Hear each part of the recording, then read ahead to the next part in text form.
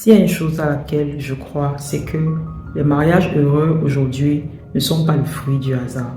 Cela a commencé d'abord par un célibat libre et un célibat épanoui.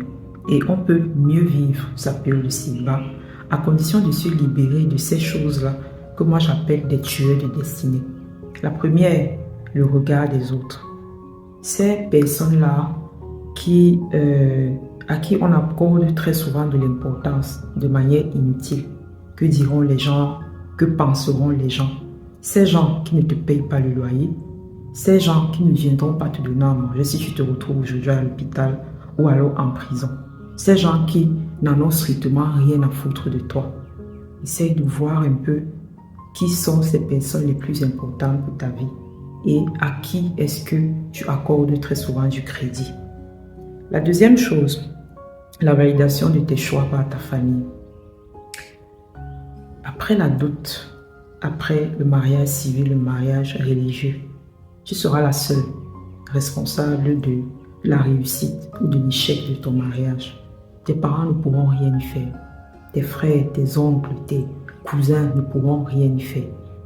Lorsque ça va chauffer là-bas dans ton mariage, ce que je ne te souhaite pas bien entendu, mais lorsqu'il y aura des défis, si jamais il y a des défis qu'on ne veut pas, comme la bastonnade et autres, c'est toi qui as mal. Ce ne sont pas tes parents qui ont mal, c'est toi qui as mal. Ils vont prier pour toi, ils vont venir dire ce qu'ils ont à dire, ils feront ce qu'ils ont à faire, mais en réalité, c'est toi qui as mal. Si ça marche, c'est toi. Si ça ne marche pas, c'est toi. Alors libère-toi de cette tendance que tu as à vouloir plaire à ta famille, à vouloir faire les choix par rapport à ta famille. Parce qu'à la fin de la journée, la réussite ou l'échec de ton mariage est de ta seule responsabilité avec ton mari, bien sûr. La troisième chose, c'est l'envie d'impressionner les gens ou de se laisser impressionner par les gens et de mettre la pression souvent à l'enfant d'autrui pour faire les choses pour qu'on te colle un statut ou alors qu'on te colle un mode de vie qui n'est pas le tien. Il n'y a pas de gloire à porter un vêtement de marque. Il n'y a pas de diplôme pour ça.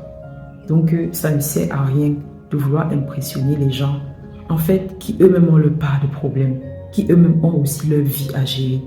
Vouloir impressionner un public qui n'en a, encore une fois, strictement rien à faire de ta vie, c'est vraiment une perte de temps et un stress que tu te mets dans ta période de célibat qui fait que tu as du mal à bien la vivre et tu crois que ce n'est pas possible.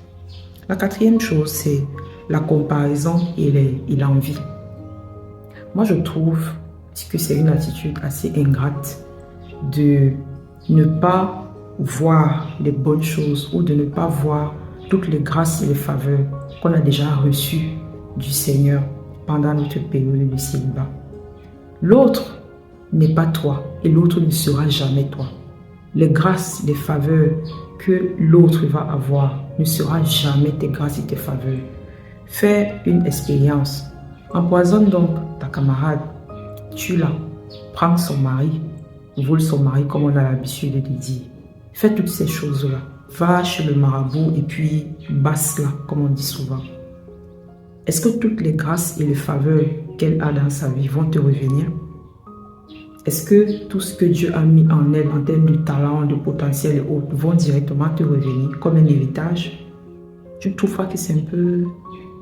Libère-toi de la comparaison et de l'envie.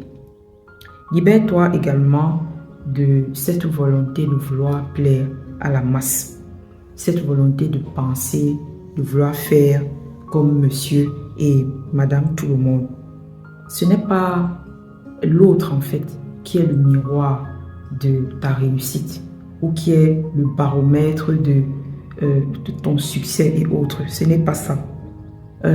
Il ne sert à rien de vouloir te faire aimer parce que à cause de, du moins de vouloir te faire aimer pour ce que tu n'es pas. C'est ça en fait que je cherchais. Vouloir te faire aimer pour ce que tu n'es pas et pour finalement te faire détester pour ce que tu es. Il est préférable en réalité de te faire détester pour ce que tu es que de te faire aimer pour ce que tu n'es pas parce que à la fin de la journée, on finira par se rendre compte qu'en fait tu es une fausse personne. Il est plus simple et moins cher même d'être vrai et d'être authentique envers les gens et envers toi-même d'abord. Et c'est très important aussi dans ta période de célibat. Évite aussi, essaie de te libérer de cette réussite micro-ondes-là. Cette volonté de vouloir tout de suite. C'est-à-dire de te dire que, bon, toi, la réussite pour toi, c'est aujourd'hui, je sème, demain, je veux récolter. Et toutes les pressions que tu vas te donner, tous les prix que tu vas te sentir obligé de payer pour pouvoir avoir cette réussite rapide-là. Or, la réussite, c'est un processus. Et la réussite s'applique aussi aux belles filles. La réussite s'applique aux belles filles, ma chère femme célibataire. Donc, le temps d'attente, très souvent, n'est pas un temps qui te met au garage. C'est un temps qui doit accomplir sa mission pour te préparer psychologiquement, spirituellement, mentalement, pour que lorsque ta grâce du mariage arrivera, tu sauras la reconnaître et tu sauras également la garder. Donc ne cours pas après cette réussite-là. Et encore que la réussite ne se limite pas au statut de marié. Il n'y a pas un diplôme qui dit que la personne qui est mariée a réussi et la personne qui est célibataire a échoué. Non. Va à ton rythme et sache que l'attente a son rôle à jouer. L'attente a sa mission à accomplir. Et tant que cette mission n'est pas encore accomplie, eh bien, tu resteras dans la période du célibat. Non pas parce que tu es une sous-femme, mais parce que il faut que tu puisses encore travailler en toi, travailler ton caractère pour que lorsque ta grâce viendra, tu vas la saisir. Un autre point, c'est travailler à te libérer du détachement, de l'attachement émotionnel plutôt. Donc, il faut en fait travailler à te détacher émotionnellement. Si cette personne ne t'aime pas ou cette personne ne manifeste pas de l'intérêt, ce n'est pas en l'aimant plus qu'il va t'aimer. En réalité, si tu es dans une relation où tu te poses tout le temps la question de savoir s'il t'aime, s'il ne t'aime pas, ça veut dire que cette personne-là ne t'aime pas. Très souvent, on a envie de se mettre les œillères, mais au fond de nous, on sait. Quand on nous aime, on sait. Quand on ne nous aime pas, on sait également. Donc, en fait, la 8e chose, mais qui est en réalité le véritable combat, ou si vous voulez, le véritable challenge dans notre période de célibat, c'est de se libérer de notre version d'hier. Les erreurs que nous avons commises par le passé, les mauvais choix que nous avons commis par le passé, ça ne définit pas notre futur. À partir du moment où nous avons décidé de faire le travail en nous-mêmes, de faire le voyage vers notre transformation, vers notre restauration, la version de nous d'hier ne sera pas la version de nous de demain.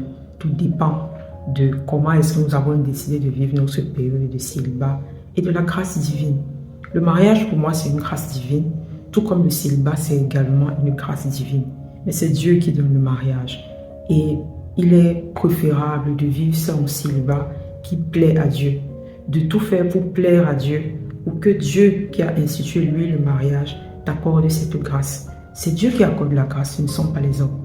C'est la raison pour laquelle, si tu te libères de toutes ces choses-là, tu vas voir le célibat sous une autre perspective.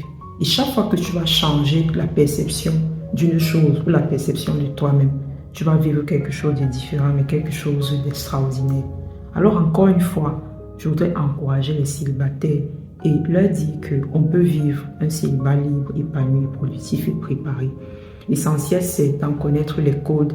L'essentiel, c'est de se libérer de tous ces tueurs de destinée-là et de se concentrer justement sur ce qui est le plus important dans notre période de célibat. Découvrir sa destinée, se parfaire, faire de nous la meilleure version de nous-mêmes, travailler en nous, travailler vraiment à servir à travers nos talents pour que sur le chemin, toutes les faveurs et toutes les grâces qui nous ont déjà été accordées depuis le sein de notre Mère puissent simplement se manifester et que nous sachions saisir cette grâce et la garder. Beaucoup de courage à nous.